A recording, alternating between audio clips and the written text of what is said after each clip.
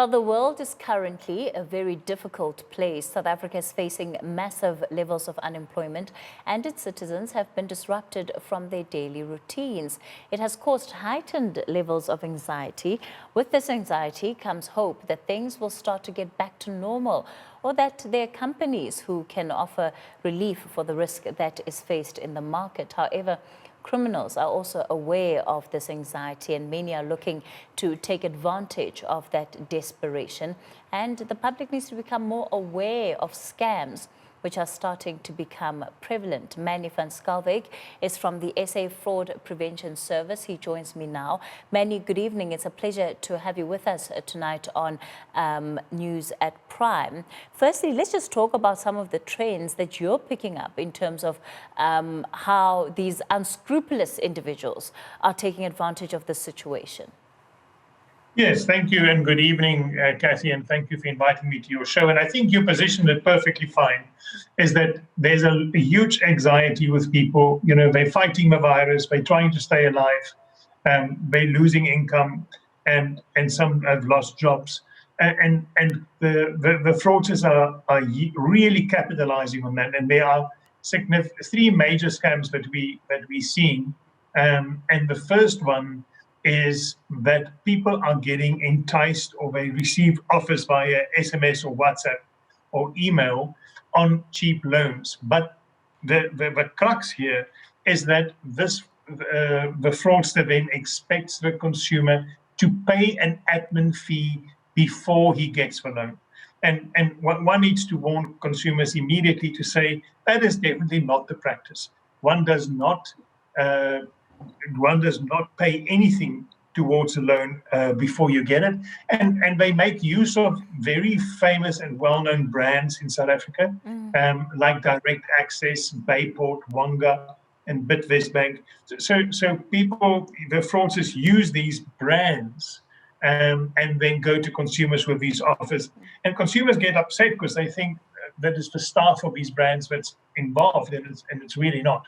The fraudsters knows what they're doing, and they're using those brands to entice people to apply for this loan.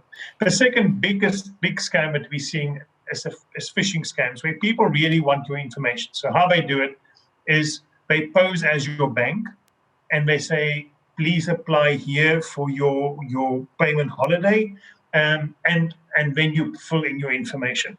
Or they pose as government and say, we want to pay you your COVID grant, please fill in this information. And what they're after is to get hold of all your information. And once that happens, is the next couple of months we will see a rise on account takeovers, new accounts fraudulent accounts being generated in consumers' names. So those are the two major scams that we see. What are the best ways that people can begin to keep themselves protected? Because from all the scenarios that you have mentioned, it seems that there's an incredible need for information and for people's personal information.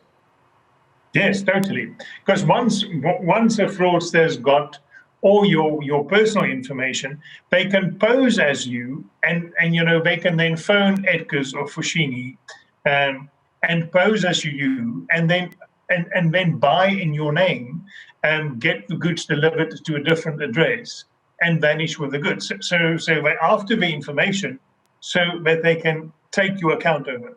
And once they've taken your account over, that's when the fraud happens. And consumers need to protect themselves against that on various levels. Number one, I always say, you need to treat your information like you would treat cash. You will not just give it to anybody. You will make sure the person really needs it. And you need to, you know, things like, and we say it all the time, but you get an email where there's a link. If you didn't expect that link, if you didn't expect an email from anybody with a link in, then don't answer that, because there's a fraudster tapping your information. There are various ways to protect yourself, but and consumers need to be very diligent and vigilant on how and when they provide their information. Sure, it's such an important issue that you're raising here. Which information should we be especially careful about? Because some people might think, well, if somebody's just asking for my cell phone number, that shouldn't be so difficult. But which information in particular should we be wary of giving out? Yes. Well, I think all personal information. It really depends who's asking it. So if it's really necessary if you are dealing with somebody at government or you're dealing with somebody, and then you can provide information. So I'm not saying you can't, but you need to know who you're providing it to. If I receive a call from somebody and they say it's my bank, I won't trust them. I will phone the bank back on the number that I've got. And then I will initiate the discussion.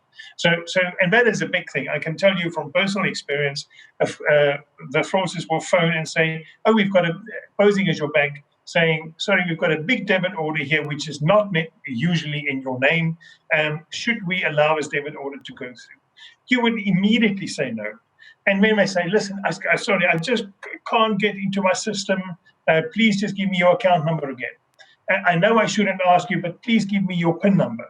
You know, that kind of stuff. So they're not this big monsters on the phone. They are really nice guys, and they're trying to get the information slowly but surely out of you. And that's when all your hair must stand up straight and just put on the phone.